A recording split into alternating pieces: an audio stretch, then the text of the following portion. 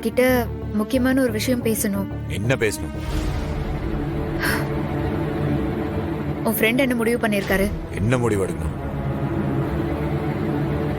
அவன் என்ன முடிவு எடுத்தாலும் தப்பான முடிவு எடுக்க மாட்டான். நீ வேலையை பாரு. சரியா? ஒரு நிமிஷம் இருக்கியா?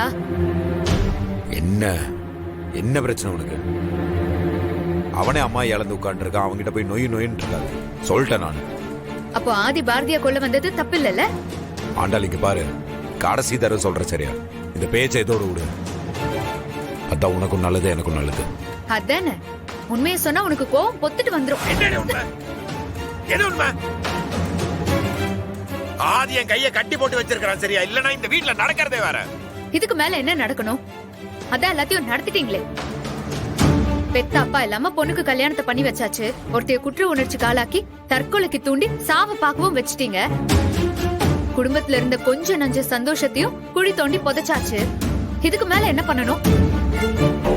ஆனா ஒண்ணுடா, நட்புனா உன்னையும் அவரையும் தான் சொல்லணும். ஆதிக்கு எதுனா ஒண்ணுனா நீ விடுறது இல்ல. நீ ஏதாவது பண்ணா அவர் உன்னை விடவே மாட்டாரு. நல்ல ஃப்ரெண்ட்ஷிப் தான். இப்ப நீ என்ன சொல்ல வர? நான் எதுவும் சொல்ல வரல. நான் என்ன சொல்ல முடியும்? அப்படின்னு அதாவது சொன்னேன்னு வச்சுக்கோயேன், அதுக்கும் காரணம் என் அப்பான்னு தான் சொல்லுவேன். எதுக்கு எனக்கு தேவையில்லாத பிரச்சனை? ஆனா நிஜமா சொல்றேன், எனக்குலாம் உன்னெல்லாம் பார்த்தா பாவமா தாண்டி இருக்கு. ஏன்னா கோவம் இருக்கிற இடத்துல குணம் இருக்குன்னு சொல்லுவாங்க. ஆனா இங்க கோவம் மட்டும் தாண்டி வச்சிருக்கிறீங்க. அப்பம் பொண்ணுக்கு சின்ன வயசுல கதை சொல்லுவான். ஒரு யானை இருந்துச்சு, சிங்கம் இருந்துச்சு, காடு இருந்துச்சு, மலை இருந்துச்சுன்னு. அது சின்ன பொண்ணு சின்ன வயசுல நம்பலாண்டி இவ்வளவு பெருசா வளர்ந்து இருக்கிற. இன்னும் அவங்க அப்பா சொல்ற பொய் எல்லாத்தையுமே நம்பிட்டு உட்கார்ந்து இருக்கிறிய. அறிவு வேண்டாமா உனக்கு? யார் சொல்றது கதை, யார் சொல்றது பொய்யுங்கிறது எனக்கு தெரியும். எங்க அப்பா ஆரம்பத்துல தப்பு பண்ணாரு. நான் இல்லன்னா ஒன்னும் சொல்லல. ஆமாமா, ஆரம்பத்துல தப்பு பண்ணிட்டு இருந்தாரு. இப்ப ஏழைங்களுக்கு அப்படியே தான தர்மம் எல்லாம் பண்ணிட்டு அப்படியே வளர்ல வளர்ந்து நிக்கிறாரு. இல்ல வாய கலராதே, வார்த்தையோட வேணான்னு இருக்கிறேன் நான். அது எப்படிடா? நீ மட்டும் உன் ஃப்ரெண்ட பத்தி பேசினா நான் வாயை மூடிட்டு இருக்கணும்ல? அதுவே அப்பாவை பத்தி சொன்னா உனக்கு அப்படியே எரிஞ்சிட்டு வரும்ல? அவன் கூடலாம் உங்க அப்பனை கம்பேர் பண்ணி பேசினேன்னு வச்சுக்கேன், பொண்டாட்டின்னு பார்க்க மாட்டேன், புள்ள தாச்சின்னு பார்க்க மாட்டேன்டே. பாக்கலாம். இன்னும் எத்தனை நாளைக்கு தான் உன் ஃப்ரெண்டோட சாயம் வெளுக்காம இருக்குன்னு நானும் பாக்குறேன். ஆனா ஆதி உன்னையும் உங்க அப்பனையும் நல்லாதான் புரிஞ்சு வச்சிருக்கான். சரியா? அவன் சொல்ற மாதிரி தானே ரெண்டு பேரும் இருக்கீங்க. என்ன சொன்ன அவன்? உன்னை பத்தி இல்லடே, உங்களை பத்தி. ஒரு இது முரட்டுத்தனமான முட்டாளு, முட்டாள்தனமான முரடு ஒண்ணு சேர்ந்தா எப்படி இருக்கும்? அந்த மாதிரி தான் நீங்க ரெண்டு பேரும். உன்னையெல்லாம் தீர்க்கணும்னு எனக்கே தோணல. சரியா?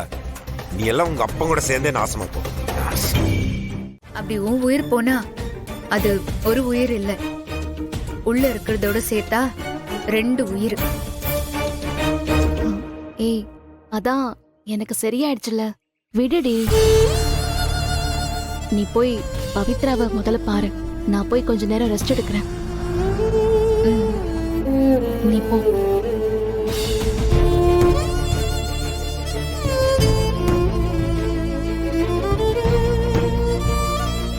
சாரி ஆதி, அவ பேசுறது எதுவும் நீங்க மனசுல வச்சுக்காதீங்க.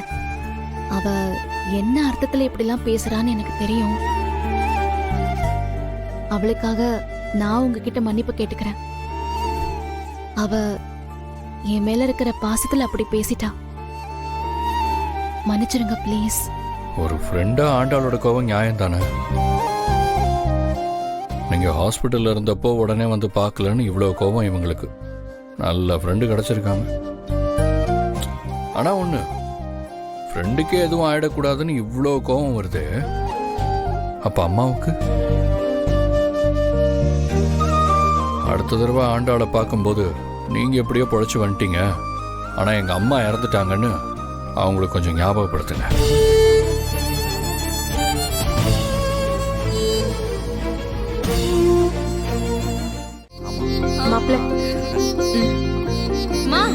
இப்ப கூட என் புருஷனுக்கு கொடுக்க மாட்டியா? மாமாக்கு தான் ஃபர்ஸ்ட் கொடுக்கற. உன் புருஷன் எனக்கு மருமகன் தாண்டி, ஆனா இவன் எனக்கு மகன். இந்தாங்க, நீங்க எடுத்துக்கோங்க.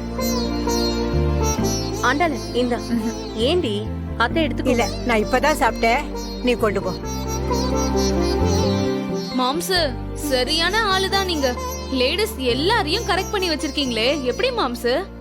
ஏ ராசி அப்படி நல்ல வண்டி நானு. பவி உன் வீட்டுக்காரரோட ஷர்ட் சைஸ் என்னடி? எதுக்குக்கா? அதான் அம்மா ட்ரெஸ்லாம் எடுத்துட்டாங்களே. ஏன் அம்மா தான் எடுத்து கொடுக்கணுமா? நான் எடுத்து கொடுக்க கூடாதா? எது எப்படியோ என் தங்கச்சிக்கு நான் செய்ய வேண்டிய கடமையை செஞ்சுதானே ஆகணும்.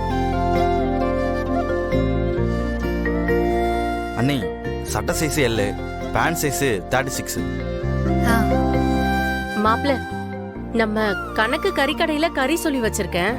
அத வாங்கிக்கிட்டு ஆட்டுக்கால தனியா எடுத்து வைக்க சொன்னேன். அத மறக்காம வாங்கிட்டு வந்துடுறீங்களா? பாரதிக்கு சூப்பு வச்சு கொடுக்கணும். டேய் எதுக்குடா இங்க வந்த? அத கல்யாணத்தன்னைக்கு லெட்டர் எழுதி வச்சுட்டு ஓடல. இப்ப மட்டும் என்ன? போட வழிய.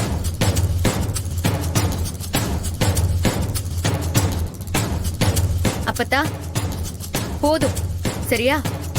நடந்து முடிஞ்சதை பத்தி எல்லாம் பேசாத. நானும் அப்புறம் பேச வேண்டியதா இருக்கும். அதாண்டே, ஒரு நிமிஷம் உள்ள வாத்தா.